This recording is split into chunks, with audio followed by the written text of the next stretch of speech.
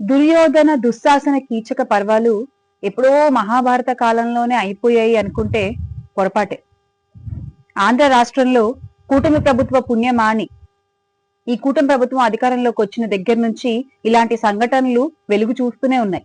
తాజాగా జరిగినటువంటి Kakinada Rangaraya medical college సంఘటన ఇందుకు నిలువెత్తు ఉదాహరణ. కాకినాడ రంగరాయ మెడికల్ కాలేజ్ ఎంతో పురాతనమైన కాలేజ్, ఎంతో గౌరవం గల చరిత్ర కలిగినటువంటి కాలేజ్. ఈ కాలేజీలో చదువుతున్నటువంటి విద్యార్థులు జీజీహెచ్ లో పారామెడికల్ కోర్సులు చేయాల్సి ఉంటుంది.